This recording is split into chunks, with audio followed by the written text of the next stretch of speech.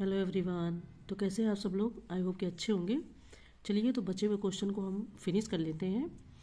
अ, इन दिनों ठंड काफ़ी तेज़ पड़ रही है तो अपने आप को बचा के रखिएगा और रिवीजन खूब करते रहिए। चलिए, हमने 35 नंबर तक के क्वेश्चन देख लेते हैं। अब हमें 36 से स्टार्ट करना है और सारे क्वेश्चन को सॉल्व करना है। 36 कह रहा है कि निम्नलिखित में से किसका यह मानना था कि अंग्रेजों ने भारत मुगलों से नहीं बल्कि हिंदुओं, मराठों और सिखों से प्राप्त किया था। ऑप्शन ए आपका W Hunter, B Lord Hasting, C William Digby या डी डोकाथन। ठीक है, तो हम आंसर देखते हैं इसका कि ये कथन किसने कहा था। तो देखिए, W हंटर का यह मानना था कि अंग्रेजों ने भारत मुगलों से नहीं बल्कि हिंदुओं, मराठों और सिखों से प्राप्त किया था। और अपने एक स्मरण में या संस्मरण जो इसको बोलते में हंटर लिखते हैं कि मुस्लिम राजकुमार हमसे बंगाल, कर्नाटक, मैसूर में लड़े, परंतु भारत में जो विजयनगर है में सर्वाधिक विरोध हिंदुओं, सिखों एवं मराठों की ओर से हुआ। तो ये कथन आपका W हंटर का है। ठीक है, चलिए आगे बढ़ते हैं। नेक्स्ट है सूची के क्वेश्चन है हमारे। ये सूची फर्स्ट को सूची सेकंड से सुमेलित करना तथा नीचे दिए गए कोड की सहायता से सही उत्तर का चयन करना है। सूची फर्स्ट संस्था है और सूची सेकंड आपके संस्थापक हैं। ऑप्शन ए आत्मीय सभा, केशव चंद्र सेन, बी रामकृष्ण मठ, राजा राम मोहन राय, सी आर्य समाज, स्वामी विवेकानंद और डी आदि ब्रह्म समाज, स्वामी दयानंद सरस्वती। तो यहाँ पर कूट दिए गए हैं। पहले हम देख लेते हैं कि कौन किसके संस्थापक है। तो इससे हमारा कूट निकल आएगा। देखिए, आत्मीय सभा आपका राजा राम मोहन राय का है। ठीक है, ये इनके संस्थापक है राजा राम मोहन राय जी, आत्मीय सभा के। इसके बाद में अगर आप बात करें रामकृष्ण मठ के तो स्वामी विवेकानंद हो जाएंगे। आर्य समाज के आपको पता ही है कि स्वामी दयानंद। तो ये जो स्वामी दयानंद ये आर्य समाज के हो जाएंगे और रामकृष्ण मठ के स्वामी विवेकानंद और आदि ब्रह्म समाज के। और आपका जो बचता है आदि ब्रह्म समाज, तो इसके जो आपके संस्थापक हो जाएंगे वो हो जाएंगे केशव चंद्र सेन। तो इस तरीके से हमारा कूट निकल आएगा। आपका जो ऑप्शन यहाँ पर निकलेगा वो कूट हमारा यहाँ पर ए सही निकल आएगा। ठीक है, ए सेकंड आदमी सभा आपका और बी थर्ड, सी फोर, डी वन। ठीक है, चलिए आगे बढ़ते हैं। नेक्स्ट क्वेश्चन है कि अधोमुखी निस्पंदन या निस्यंदन सिद्धांत को सर्वप्रथम सरकारी नीति के रूप में लागू किया था। ऑप्शन ए लॉर्ड ऑकलैंड ने, बी लॉर्ड विलियम बेंटिक ने, सी लॉर्ड डलहौजी ने या डी इनमें से कोई नहीं। ठीक है, देखिए, अधोमुखी निस्पंदन सिद्धांत जिसका अर्थ था शिक्षा समाज के उच्च वर्ग को दी जाए, इस वर्ग से छन छन कर ही शिक्षा का असर जन सामान्य तक पहुंचे, और इस सिद्धांत को सर्वप्रथम सरकारी नीति के अनुरूप में ऑकलैंड ने लागू किया था।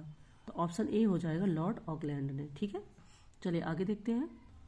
नेक्स्ट क्वेश्चन है कि निम्नलिखित में कौन सा प्रथम कर्नाटक युद्ध का कारण था। ऑप्शन ए यूरोप में ऑस्ट्रिया के उत्तराधिकार का प्रश्न, बी अंग्रेज एवं फ्रांसीसियों में अमेरिका में औपनिवेशिक विस्तार हेतु संघर्ष, सी अंग्रेज एवं फ्रांसीसियों का भारत में व्यापारिक स्वामित्व या डी उपरोक्त सभी। देखिए, आप जो बात करें कर्नाटक का प्रथम युद्ध 1746 से 48 के बीच में, तो अंग्रेज एवं फ्रांसीसियों के मध्य लड़ा गया था। और इसमें सभी कारण डी हम मान सकते हैं कि सभी कारण इसमें उपरोक्त सभी दिया ना, तो डी ऑप्शन हमारा सही है। ठीक है, आगे बढ़ते हैं। नेक्स्ट है कि निम्नलिखित में से कौन सा एक रैयतवाड़ी व्यवस्था का प्रभाव था। ऑप्शन ए सरकार एवं किसानों के मध्य सीधा संपर्क स्थापित हुआ, बी लगान की वसूली कठोरता से की जाने लगी, सी लगान की दर काफ़ी ऊंची थी या डी उपरोक्त सभी।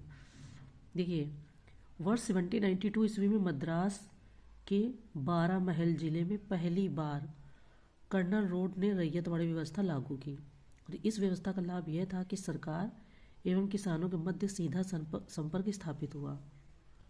तो भूमि आपके निजी स्वामित्व का लाभ जनसंख्या के एक बड़े वर्ग को मिला। तो इस तरीके से सारे जो हमारे ऑप्शन है वो सभी रैयतवाड़ी व्यवस्था का प्रभाव है। तो इसमें भी आंसर डी हो जाएगा उपरोक्त सभी, यानी लगान की दर काफ़ी ऊंची थी, लगान की वसूली कठोरता से की जाने लगी, सरकार एवं किसानों के मध्य सीधा संपर्क स्थापित हुआ। तो ये सभी प्रभाव के रैयतवाड़ी व्यवस्था के थे। ठीक है, चलिए आगे बढ़ते हैं।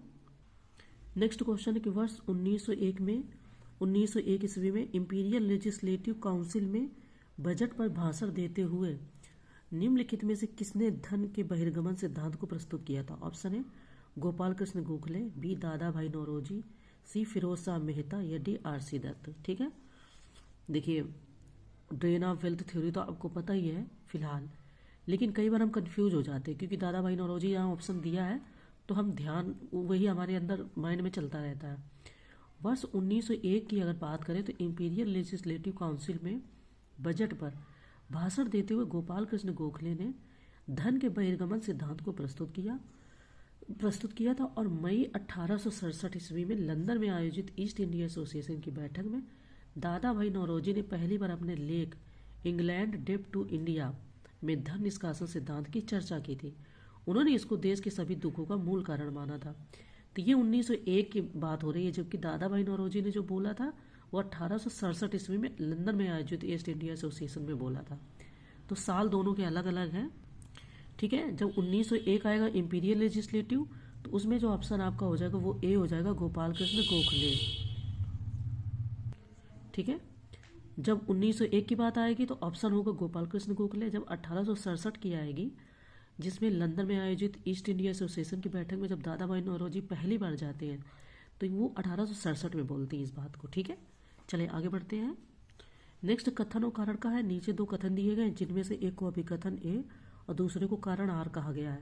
अभिकथन ए है कि वर्ष 1896 टू 97 ईस्वी में आए अकाल को महान अकाल कहा गया। कारण इस अकाल ने न्यूनाधिक रूप से सभी प्रांतों को प्रभावित किया। तो नीचे दिए गए कूट से सही उत्तर का चयन करना है।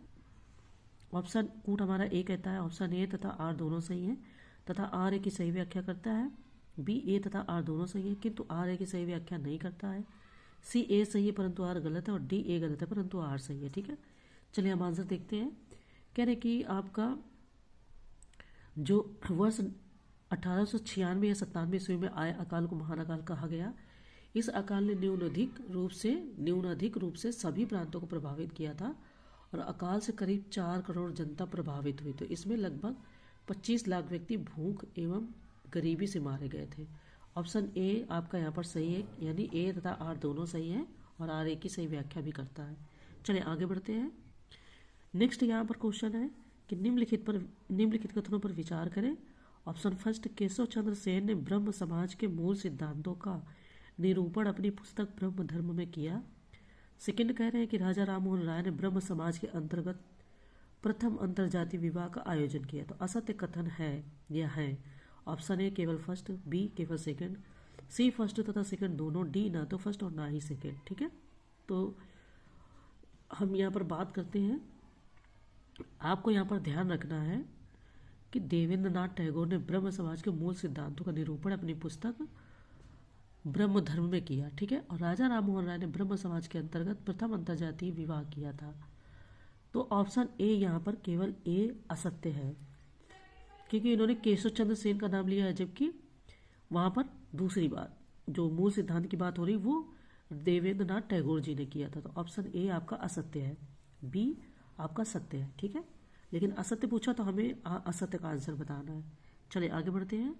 नेक्स्ट है कि मुस्लिम लीग ने किस तिथि को सीधी कार्रवाई दिवस की शुरुआत की थी। ऑप्शन है 20 जनवरी 1947, बी 16 अगस्त 1946, सी 26 अक्टूबर 1946 यानी 26 अक्टूबर 1946 और डी 22 अक्टूबर या 22 अक्टूबर 1947 या 22 अक्टूबर 1947। ठीक है, तो मुस्लिम लीग के बारे में बात हो रही है।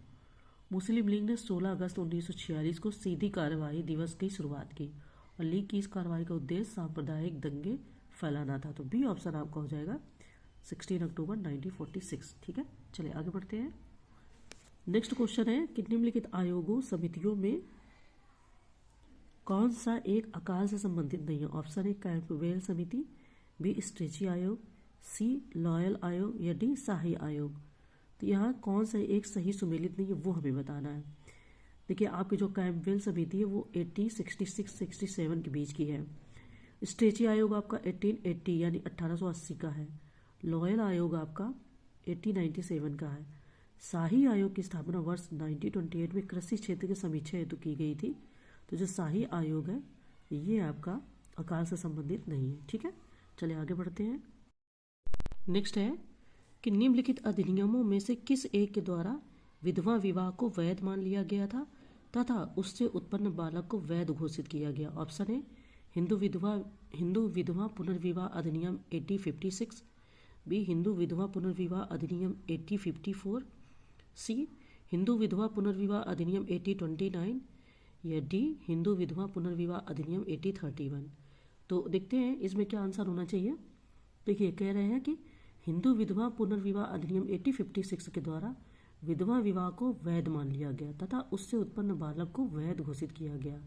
तो यह अधिनियम ईश्वरचंद्र विद्यासागर के प्रयासों से 26 जुलाई 1856 को लागू हुआ। तो ऑप्शन ए हमारा सही हो गया। पर ध्यान रखना ये क्वेश्चन आते रहते हैं विधवा विवाह के और कब सती प्रथा को बैन किया गया, इस तरीके से, है ना। चलिए आगे बढ़ते हैं। नेक्स्ट क्वेश्चन है कि निम्नलिखित में से किस एक अधिनियम के द्वारा भारत में विभागीय पद्धति का सूत्रपात हुआ। आंसर क्वेश्चन ऑप्शन ए हमारा है 1861 का भारत परिषद अधिनियम, बी 1858 का भारत परिषद अधिनियम, सी 1880 यानी 1818 का भारत परिषद अधिनियम या डी 1813 यानी कि 1813 का भारत परिषद अधिनियम। तो कह रहे हैं कि जो भारत परिषद अधिनियम है ये भी आपका 1861 द्वारा भारत में विभागीय पद्धति का सूत्रपात हुआ और इस अधिनियम के आधार पर लॉर्ड कैनिंग द्वारा विभिन्न विभाग में भिन्न भिन्न सदस्यों को दे दिए गए जो इस विभाग के प्रशासन के लिए उत्तरदायी थे। तो इस प्रकार भारत में मंत्रिमंडलीय व्यवस्था की नींव पड़ी। आंसर हमारा क्या हो जाएगा 1861। ठीक है, और विधवा विवाह को जो वैध माना गया वो किसके द्वारा था। तो वो जो अधिनियम है वो 1856 है और ये जो अधिनियम है ये आपका 1861 है। नेक्स्ट क्वेश्चन है कि निम्नलिखित उपाधियों में से कौन सी एक राजा राममोहन राय से संबंधित नहीं है। ऑप्शन ए है आपका आधुनिक भारत का पिता, बी सुधार आंदोलन के प्रवर्तक, सी यंगदूत या डी सृजन की प्रतिभा। तो यहाँ पर राजा राममोहन को इनमें से कोई उपाधि आपने सुनी हो ना तो वो आप बता सकते हैं। यहाँ पर कह रहे हैं कि जो राजा राममोहन को भारत में नव जागरण का अग्रदूत, सुधार आंदोलन का प्रवर्तक, अतीत एवं भविष्य के मध्य सेतु और आधुनिक भारत का पिता, नवदिन का प्रातः तारा कहा जाता और रविन्द्रनाथ टैगोर ने स्वामी विवेकानंद को सृजन की प्रतिभा कहा था। तो डी ऑप्शन जो आपका है सृजन की प्रतिभा वो राजा राममोहन को दी गई, इनमें से कोई उपाधि नहीं है। ठीक है, वो अगर बताएंगे तो किसको है तो रविन्द्रनाथ टैगोर ने स्वामी विवेकानंद को दी थी, सृजन की प्रतिभा कहा था। ठीक, चलिए आगे बढ़ते हैं। नेक्स्ट क्वेश्चन हमारा है कि निम्नलिखित युग्मों में कौन सा एक सही सुमेलित नहीं है। ठीक है, अब तो ये याद रखना है यहाँ पर सही सुमेलित नहीं है। ठीक है, 1857 क्रांति के प्रमुख केंद्र और ये उसके नेतृत्व करता। इस क्वेश्चन को आपने 5 से 7 बार यूपीपीसीएस में देखा ही होगा और ज़्यादा ही देखा होगा। कह रहे इलाहाबाद लियाकत अली, फैजाबाद मौलवी अहमद उल्लाह, जगदीशपुर कुंवर सिंह और बरेली तात्या टोपे। इसमें से कौन से नेतृत्व करता थे या नहीं थे, उसमें से कौन सा सही सुमेलित नहीं वो हमें बताना है। देखिए बरेली में जो 1857 की क्रांति हुई थी और उसका जो नेतृत्व किया था आपको पता खान बहादुर खां। ठीक है, खान बहादुर खां ने किया था। तो जो आपका डी ऑप्शन है यहाँ पर बरेली में तात्या टोपे इन्होंने कर दिया है, ये यहाँ पर गलत है। ठीक है, तात्या टोपे नहीं होंगे, आपके खान बहादुर खां जी ने इसका नेतृत्व किया था। नेक्स्ट क्वेश्चन देखते हैं।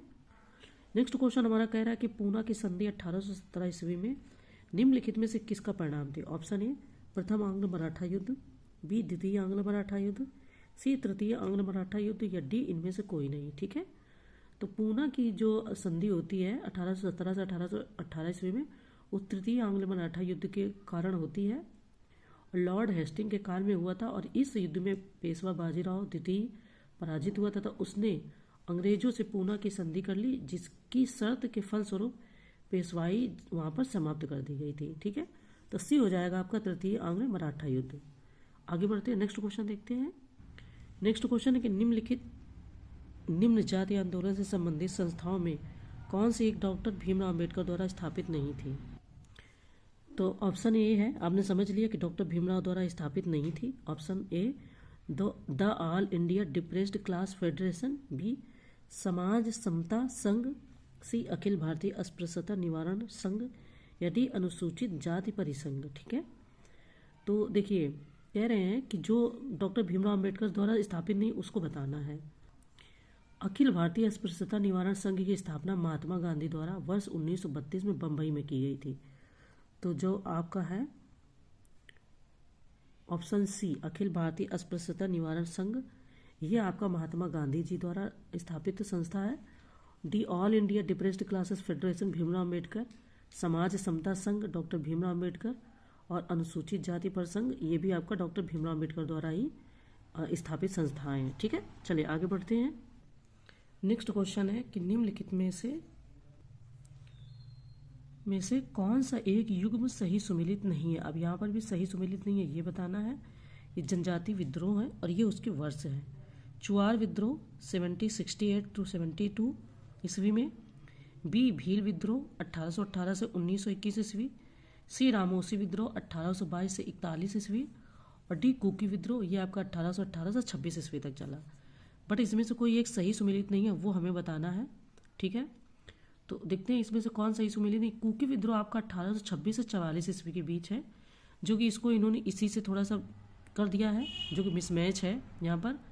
1818 से 1844 ईस्वी के मध्य मणिपुर एवं त्रिपुरा में हुआ था कुकी विद्रोह आपका डी। तो ये आपका यहाँ पर सही सुमेलित नहीं है। देखिए और आपके जो यहाँ पर विद्रोह दिए हैं वो सही सुमेलित है। रामोसी विद्रोह आपको पता है पश्चिमी घाट महाराष्ट्र में हुआ था, 1822 से 41 में घटित हुआ। भील विद्रोह आपका खानदेश महाराष्ट्र, ये 1818 से 1921 की ईस्वी के बीच होता है। और चुआर विद्रोह आपका बंगाल, ठीक है, बंगाल की साइड में होता है 1768 से 72 के बीच में। तो ये तीनों आपके सही है और ये आपका कुकी विद्रोह गलत है। हालांकि कुकी विद्रोह आपका वो मणिपुर एवं त्रिपुरा के बीच होता है, बट उसका ईयर यहाँ पर थोड़ा सा इन्होंने मिसमैच दिया है। ठीक है, चलिए आगे बढ़ते हैं, नेक्स्ट क्वेश्चन देखते हैं। नेक्स्ट यहाँ पर कह रहे हैं कि निम्नलिखित युग्मों पर विचार करें। ये मजदूर संगठन है और ये इसके संस्थापक है। Option first social service league NM Joshi, B Madras labour union BP Wadia, C Hindustan Mazdoor Sabha Sardar Patel. कह रहे हैं उपरोक्त युग्मों में से कौन सा से सही सुमेलित हैं। देखिए आपका जो सोशल सर्विस लीग है NM जोशी 1911 ईस्वी में, Madras labour union BP Wadia 1918 से, और हिंदुस्तान मजदूर सभा सरदार पटेल 1938। तो जो आंसर हो जाएगा वो डी हो जाएगा। फर्स्ट सेकंड और थर्ड तीनों ही सही सुमेलित है। नेक्स्ट क्वेश्चन है कि जतेंद्र नाथ मुखर्जी निम्नलिखित में से किस क्रांतिकारी समिति या समितियों के सदस्य रहे हैं। ऑप्शन ए अनुशीलन समिति, बी युगांतर, थर्ड गदर पार्टी। तो कह रहे हैं कूट की सहायता से सही उत्तर का चयन करें। ऑप्शन ए केवल फर्स्ट, बी फर्स्ट और सेकेंड, सी फर्स्ट और थर्ड, या डी उपरोक्त सभी। जतेंद्र नाथ मुखर्जी की बात हो रही है। तो जतेंद्र नाथ मुखर्जी बंगाल के प्रमुख क्रांतिकारियों में से एक रहे हैं और वे विवेकानंद और अरविंद घोष के निष्ठावान अनुयायी थे। ये युगांतर, अनुशीलन समिति तथा गदर पार्टी जैसी संस्थाओं के सक्रिय सदस्य रहे हैं। तो ऑप्शन डी आपका यहाँ पर हो जाएगा सही ऑप्शन। ठीक है, चलिए आगे बढ़ते हैं। नेक्स्ट क्वेश्चन है, नीचे दो दिए गए हैं जिनमें से एक को अभिकथन ए और दूसरे को कारण आर कहा गया है। अभिकथन ए कहता है कि 1 सितंबर 1939 यानी 1939 को द्वितीय विश्व युद्ध हुआ, और कारण कह रहा है कि 5 सितंबर 1939 को ब्रिटेन ने भारत को युद्धरत राष्ट्र घोषित कर दिया। तो कहते नीचे दिए गए कूट से सही उत्तर का चयन करना है आपको। ऑप्शन हमारे हैं ए में ए तथा आर दोनों सही है तथा आर ए की सही व्याख्या करता है, बी ए तथा आर दोनों सही है किंतु आर ए की सही व्याख्या नहीं करता, सी ए सही है परंतु आर गलत है, और डी ए गलत है परंतु आर सही है। ठीक है, चलिए हम क्वेश्चन देखते हैं, क्वेश्चन का आंसर देखते हैं। 1 सितंबर 1939 को द्वितीय विश्व युद्ध छिड़ गया और 3 सितंबर को ब्रिटेन भी इसमें शामिल हो गया, और 5 सितंबर 1939 को ब्रिटेन ने भारत को युद्धरत घोषित कर दिया, युद्धरत राष्ट्र घोषित कर दिया। तो कह रहे हैं कि बी ऑप्शन आपका सही है, यानी कि ए तथा आर दोनों सही है तथा आर ए की सही व्याख्या नहीं करता। आगे देखते हैं थोड़ा सा। नेक्स्ट क्वेश्चन है कि स्वामी दयानंद सरस्वती द्वारा सत्यार्थ प्रकाश की रचना किस वर्ष की गई। ऑप्शन ए 1875 ईस्वी, बी 1876 ईस्वी, सी 1874 ईस्वी, या डी 1872 ईस्वी में। ठीक है, तो स्वामी दयानंद सरस्वती ने दयानंद सरस्वती ने सत्यार्थ प्रकाश की जो रचना है वो 1874 यानी कि 1874 ईस्वी में की, और ये मूलतः हिंदी भाषा में लिखी गई। स्वामी दयानंद के बचपन का नाम मूल शंकर था, तो उस जो इन्होंने लिखा था वो हिंदी भाषा में लिखा था। ठीक है, मतलब इन्होंने बता दिया कि दयानंद सरस्वती का जो बचपन का नाम था वो मूल शंकर था। ऑप्शन सी हो जाएगा 1874। ठीक है, चले आगे बढ़ते हैं। नेक्स्ट है कि मुशर्रफ हुसैन द्वारा लिखे गए नाटक जमींदार दर्पण में निम्नलिखित में से किस विद्रोह का उल्लेख मिलता है? ऑप्शन ए नील विद्रोह, बी पाबना किसान विद्रोह, सी दक्कन विद्रोह या डी मोपला विद्रोह। ठीक है, तो मुशर्रफ हुसैन द्वारा लिखे गए नाटक जमींदार दर्पण में पाबना किसान विद्रोह का उल्लेख मिलता है। और जैसे कि आपको पता है कि यह विद्रोह 1873 या 76 के मध्य बंगाल के पाबना जिले की यूसुफ शाही परगना में से शुरू हुआ था। और इस विद्रोह के नेताओं का यह नारा था कि हम महारानी और सिर्फ महारानी की रैयत होना चाहते हैं। तो बी ऑप्शन हो जाएगा आपका पाबना विद्रोह। हालांकि ये सभी विद्रोह बहुत इंपॉर्टेंट है, क्योंकि इनसे कहीं ना कहीं क्वेश्चन, जैसे रामोसी विद्रोह हो गया आपका, दक्कन के दंगे हो गए, दक्कन विद्रोह हो गया, ये सभी बहुत इंपॉर्टेंट है। इनमें से घूम फिर के एक क्वेश्चन तो किसी न किसी नाम का आता ही है। ठीक है, तो इनको जरूर अच्छे से याद कर लें। चलिए आगे बढ़ते हैं। नेक्स्ट क्वेश्चन है कि निम्नलिखित में से किस गवर्नर जनरल को भविष्य का अग्रदूत एवं भारत में अंग्रेजी साम्राज्य का अग्रगामी माना जाता है? ऑप्शन ए रॉबर्ट क्लाइव को, बी वारन हेस्टिंग को, सी लॉर्ड ऑकलैंड को या डी लॉर्ड वेलेजली को। कह रहे हैं कि किस गवर्नर या गवर्नर जनरल को भविष्य का अग्रदूत एवं भारत में अंग्रेजी साम्राज्य का अग्रगामी माना जाता है। ठीक है, देखिए कह रहे हैं कि रॉबर्ट क्लाइव जो 1757 से 60 ईस्वी में रहा, उसको भविष्य का अग्रदूत एवं भारत में अंग्रेजी साम्राज्य का अग्रगामी माना जाता है। इसने बंगाल में द्वैध शासन की समाप्ति की और रेगुलेटिंग एक्ट के तहत 1770 ईस्वी में वह बंगाल का प्रथम गवर्नर जनरल बना। ठीक है, कौन हो जाएगा? Robert Clive. नेक्स्ट कह रहे हैं कि नेक्स्ट क्वेश्चन है कि निम्नलिखित गवर्नर जनरलों में से किस एक को गोपाल कृष्ण गोखले ने द्वितीय औरंगजेब की उपाधि दी थी? ऑप्शन है lord Minto, B lord Wellesley, C lord Curzon या डी लॉर्ड हार्डिंग। देखिए आपको पता है कि क्रियाकलापों के हिसाब से कोई अगर उपाधि देगा तो लॉर्ड कर्जन को ही देगा, क्योंकि इन्होंने कितना ही दुर्दांत काम किया था भारत में आकर, सभी लोग जानते हैं। तो इसका आंसर भी फिलहाल अगर हम चेक करते हैं तो हमें लॉर्ड कर्जन ही मिलते हैं। ठीक है, चलिए आगे बढ़ते हैं। नेक्स्ट है कि लॉर्ड डलहौजी द्वारा विलय किए गए राज्यों का सही क्रम नीचे दिए गए कूट की सहायता से बताएं।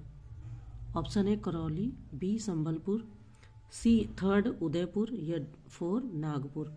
ये कूट दिया है, तो आपको पता है कि जब लॉर्ड डलहौजी ने व्यपगत का सिद्धांत दिया था तो उसमें से ये जरूर क्वेश्चन पूछते हैं कि पहला कौन था या उसका क्रम बताएं, ये ऊपर से नीचे क्रम बताएं, तो इसको जरूर ध्यान रखना है। 12 जनवरी 1848 ईस्वी को लॉर्ड डलहौजी ने भारत में गवर्नर जनरल बनकर आया था। ठीक है, और भारत के छोटे छोटे कस्बों को समाप्त करने के लिए इन्होंने विलय नीति को अपनाया था या उसका सहारा लिया था। तो जो आंसर आपका हो जाएगा वो बी, यानी कि पहले संबलपुर आएगा, फिर आपका उदयपुर आएगा, फिर आपका नागपुर आएगा, फिर करौली आएगा। ठीक है, इसके साथ और भी राज्य है, आपको सतारा पता है, झांसी है ना, तो ये चीज़ें आपको याद रखनी है कि इनका क्रम क्या है। इसमें झांसी और सतारा और कई भी सारे हैं ना। तो चलो आगे बढ़ते हैं, नेक्स्ट क्वेश्चन देखते हैं। नेक्स्ट क्वेश्चन हमारा कह रहा है कि भारतीय स्वतंत्रता आंदोलन से संबंधित निम्न क्रांतिकारी घटनाओं और उनसे संबंधित व्यक्तियों के युग्मों में से कौन सही सुमेलित नहीं है? यहाँ पर एक सही सुमेलित नहीं है, उसको बताना है। ठीक है, बाकी कौन सही सुमेलित है उसको नहीं। तो अलीपुर षड्यंत्र केस आपका 1908 में है, अरविंद घोष, बी नासिक षड्यंत्र केस वी.डी. सावरकर, सी बनारस षड्यंत्र केस 1915 से 16 बाल मुकुंद, और डी हावड़ा षड्यंत्र केस जतिन मुखर्जी। देखिए यहाँ पर इन्होंने पूछा कि कौन सही सुमेलित नहीं है, तो जो बनारस षड्यंत्र केस 1915-16 है उसका संबंध आपका सचिंद्र सान्याल से, जिन्हें आजीवन काला पानी की सजा दी गई थी, और बाल मुकुंद जी का दिल्ली षड्यंत्र केस से है। तो सी ऑप्शन हो जाएगा बनारस षड्यंत्र केस। ठीक है, ये इसके बाल मुकुंद जी नहीं है, इसमें सचिंद्र सान्याल है। चलें आगे बढ़ते हैं, नेक्स्ट क्वेश्चन देखते हैं। नेक्स्ट है कि गवर्नर जनरल उच्चतम न्यायालय के न्यायाधीशों तथा कंपनी के अधिकारियों के दोषों को बहुत स्पष्ट रूप से प्रकाशित करने के कारण ब्रिटिश सरकार द्वारा किस समाचार पत्र का प्रकाशन बंद करा दिया गया? क्वेश्चन एक बार फिर देख लें कि गवर्नर जनरल उच्चतम न्यायालय के न्यायाधीशों तथा कंपनी के अधिकारियों के दोषों को बहुत स्पष्ट रूप से प्रकाशित करने के कारण ब्रिटिश सरकार द्वारा किस समाचार पत्र का प्रकाशन बंद करा दिया गया? ऑप्शन ए स्वदेश मित्रम, बी ट्रिब्यून, सी बंगाल गजट, डी बंगदूत। तो जानते हैं कि जब पहले वो लोग कुछ भी गलत काम करते थे और अगर उसको पत्र पत्रिकाओं के माध्यम से उनके बारे में अगर उनकी जो सच्चाई होती थी उसे यहाँ से वहाँ पहुँचाने में अगर कोई भी जो आपका न्यूज़पेपर हुआ, अखबार हुआ, क्योंकि उस समय कोई टेलीफोन या न्यूज़ चैनल तो उतना नहीं थे, तो ये लोग उसको बंद करवा देते थे क्योंकि इन्हें लगता था कि हमारी सारी जो भी गलत तरीके हैं, जो भी गलत नीतियाँ, उनके बारे में लोगों को पता चल जाएगा। तो आपको पता ही होगा कि इसी के तहत बंगाल गजट आपका भारत का प्रथम समाचार पत्र था और इसकी शुरुआत 1780 ईस्वी में हुई थी। और इसके जो संस्थापक थे जेम्स ऑगस्ट हिक्की थे, ठीक है। और इस समाचार पत्र को सरकार की प्रखर आलोचनात्मक दृष्टि के कारण इसे 1782 ईस्वी में बंद करा दिया गया था, है ना। तो बंगाल गजट एक तो पहली बार भारत का प्रथम जो न्यूज़पेपर है और इसी को बंद करवा दिया गया था। चलिए आगे बढ़ते हैं। नेक्स्ट बात करते हैं कि निम्नलिखित कथनों में कौन सा से सही है? ऑप्शन ए 1856 ईस्वी में सेना भर्ती अधिनियम पारित किया गया।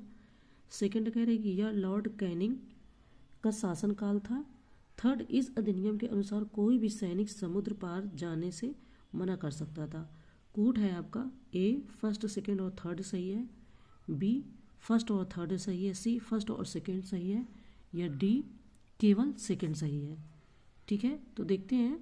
इन्होंने कहा कि 1856 ईस्वी में कैनिंग सरकार द्वारा सेना भर्ती अधिनियम पारित कराया गया था और इस अधिनियम के अनुसार सेना के सभी सैनिकों को स्वीकार करना होता था कि जहां भी सरकार को आवश्यकता होगी वे कार्य करेंगे, अतः वे समुद्र पार जाने से मना नहीं कर सकते थे। आप ऐसे भी सोच सकते कि ब्रिटिश काल में कोई भारतीय कैसे ही मना कर सकता था, है ना। इतनी भारतीयों को तो आज़ादी थी ही नहीं। तो आपका अगर थर्ड ऑप्शन जो इन्होंने बताया वो अगर गलत मान लेते हैं, जो इन्होंने कहा कि मना कर सकता था, तो इसको आप मान लो ये तो अपने आप में गलत है, तो ये गलत है, तो ये ऑप्शन गया, ये गया और सेकंड केवल तो हो नहीं सकता। तो आपका सी ऑप्शन यहाँ पर हो जाता है जो हमारा सही आंसर होगा। ठीक है, चलिए आगे बढ़ते हैं।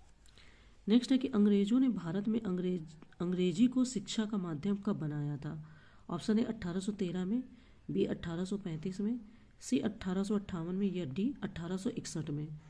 देखिए, अंग्रेजों ने भारत में जो अंग्रेजी को शिक्षा का माध्यम 1835 ईस्वी में बनाया था और इसमें लॉर्ड मैकाले का महत्वपूर्ण योगदान था। सभी लोग जानते हैं मैकाले शिक्षा पद्धति करके हम लोग बोलते रहते हैं ना, जिसको अभी बदलाव कर दिया गया। तो 1835 ईस्वी आपका बी ऑप्शन सही हो जाएगा। एक बात और याद रखना, वो अंग्रेजी को भारत में इसलिए नहीं लाए थे कि भारतीय शिक्षित हो। बहुत अच्छे से समझना इस बात को। हमेशा ब्रिटिश ये चाहते थे कि उन्हें पढ़े लिखे क्लर्क मिल सके। वो कभी नहीं चाहते थे कि भारतीय इससे शिक्षित हो सके और अंग्रेजी के बारे में कुछ भी समझ सके। ठीक है, बट कहते नहीं है कि कई बार हम लाते अपने फ़ायदे के लिए और किसी और को भी उससे फ़ायदा हो जाता है। वही यहाँ पर भी बात है। ठीक है, चलिए आगे बढ़ते हैं। नेक्स्ट क्वेश्चन देखते हैं। नेक्स्ट है कि द वर्नाकुलर प्रेस एक्ट 1878 किसके द्वारा पारित किया गया था? ऑप्शन है Charles Metcalfe, B lord William Bentinck, C John Adam, या डी लॉर्ड लिटन। ठीक है, वर्नाकुलर प्रेस एक्ट आपको हर किसी को पता है कि ये किसके द्वारा पास किया गया था। पास किसके द्वारा किया गया था ये इंपॉर्टेंट है, लेकिन ये जानना भी जरूरी कि इससे किसने मतलब इसको रिलीव करवाया था। जैसे कोई नया गलत कानून लगता है तो कोई लगाने वाला अगर उसके लिए याद रखा जाता है, जैसे लॉर्ड कर्जन को हम याद रखते हैं 1905 के लिए कि बंगाल का विभाजन किया, तो वैसे ही लॉर्ड लिटन ने या किसने इसको लगाया था और किसने इसको फिर हटवाया था, दोनों चीज़ों को। तो यहाँ पर कह रहे कि किसके द्वारा पारित किया गया, तो ऑप्शन डी आपका है लॉर्ड लिटन द्वारा। ठीक है, देखिए द वर्नाकुलर प्रेस एक्ट है जो 1870 को पारित करने का श्रेय आपका लॉर्ड लिटन को जाता है और इस अधिनियम द्वारा सरकार ने भारतीय भाषा समाचार पत्रों को अधिक नियंत्रण में लाने का प्रयास किया और इसे राजद्रोही लोगों को दबाने के लिए इस्तेमाल किया। ठीक है, तो ये हमारे इसके बारे में इसका पूरा कारण हो गया। ठीक है, चलिए आगे बढ़ते हैं। नेक्स्ट क्वेश्चन है कि बंग भाषा प्रकाशन सभा की स्थापना किस वर्ष में की गई। ऑप्शन ए 1835, बी 1836 ईस्वी, सी 1837 ईस्वी या डी 1838 ईस्वी में। ठीक है, चलिए इसका आंसर देखते हैं बंग भाषा के बारे में। देखिए कह रहे हैं कि कांग्रेस की स्थापना से पूर्व भारत में अनेक राष्ट्रीय संगठनों की स्थापना हुई, जिसका उद्देश्य अपने अपने निर्धारित क्षेत्रों में भारतीय राजनीति को नई दिशा देना था। बंगाल में स्थापित इस तरह के संगठनों में 1836 ईस्वी में स्थापित बंग भाषा प्रकाशन सभा अग्रणी संस्था थी। तो जो यहाँ पर आपका ईयर हो जाएगा कि इन्होंने पूछा किस वर्ष में, तो इसका वर्ष हो जाएगा 1836 ईस्वी। ठीक है, और कारण क्या था कि अपने अपने क्षेत्र में कई कई सारे काम ये लोग करते रहते थे, तो हर किसी का अपना अपना काम था। चले आगे बढ़ते हैं, नेक्स्ट क्वेश्चन देखते हैं। नेक्स्ट क्वेश्चन है कि निम्नलिखित में कौन एक घटना लॉर्ड कर्जन से संबंधित नहीं है। ऑप्शन है सर एंटोनी मैकडोनाल्ड की अध्यक्षता में अकाल आयोग का गठन, बी दूसरा फैक्ट्री अधिनियम, सी लॉर्ड किचनर विवाद या डी यंग हस्बैंड अभियान।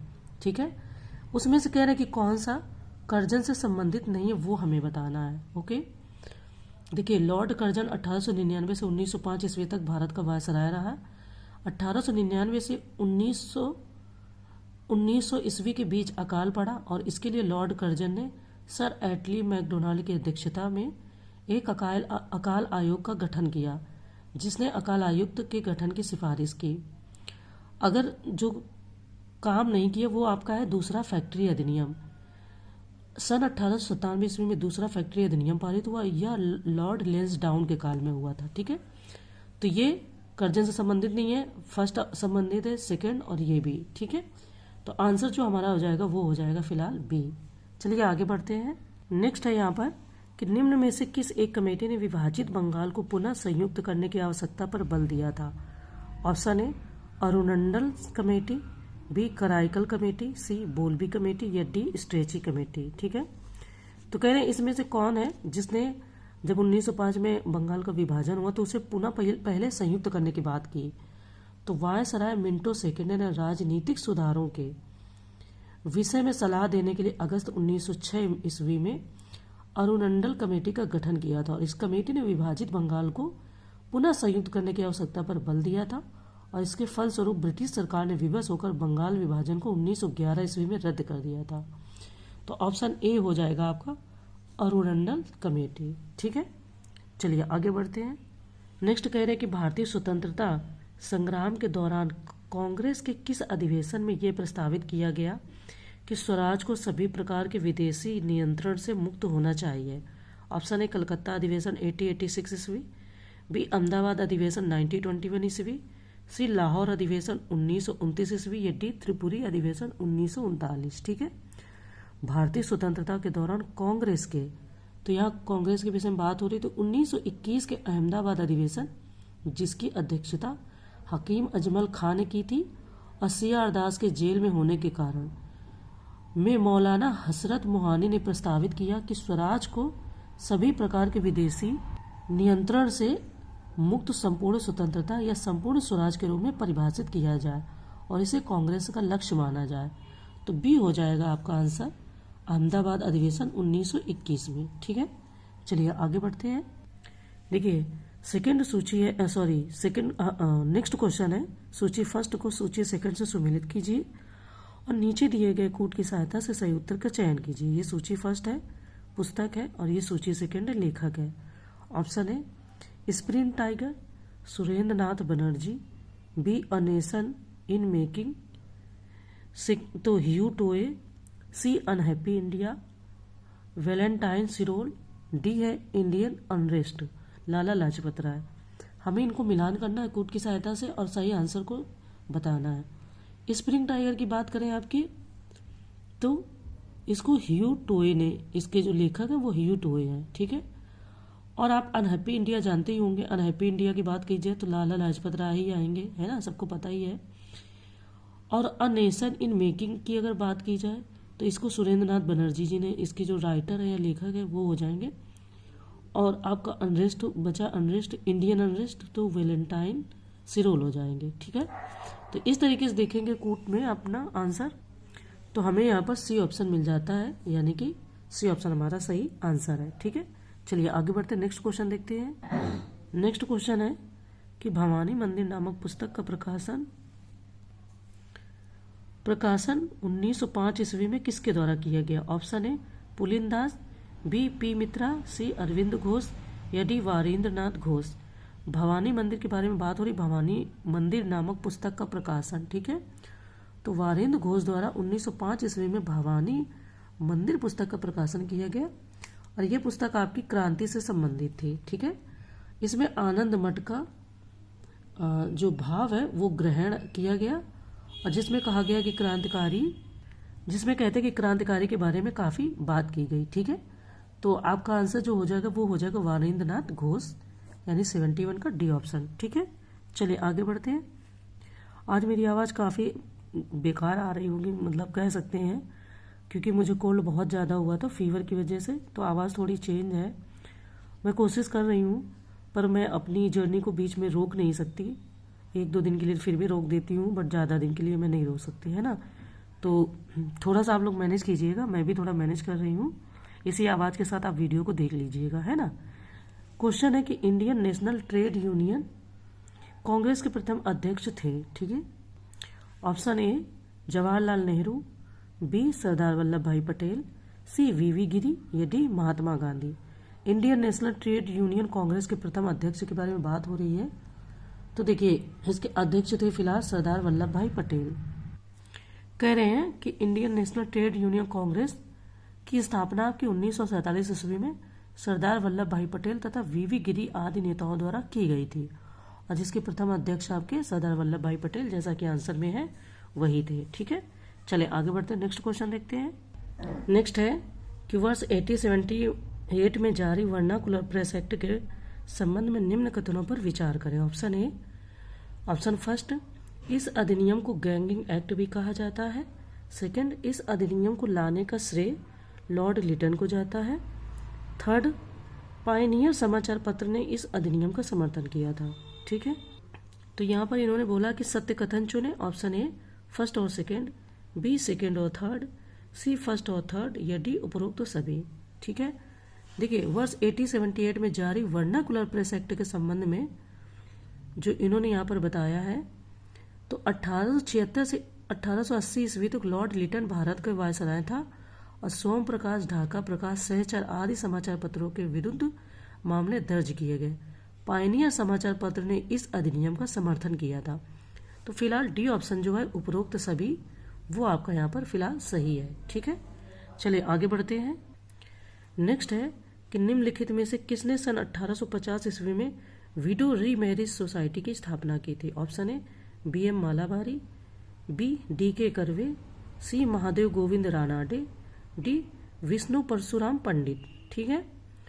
तो महाराष्ट्र में विधवा पुनर्विवाह के लिए पहले अभियान का नेतृत्व विष्णु परशुराम पंडित ने किया और उन्होंने वर्ष 1850 ईस्वी में विडो री मैरिज सोसाइटी की स्थापना की थी। तो विष्णु परशुराम पंडित, नेक्स्ट ऑप्शन सॉरी डी हमारा सही आंसर है। और नेक्स्ट क्वेश्चन हम देखते हैं।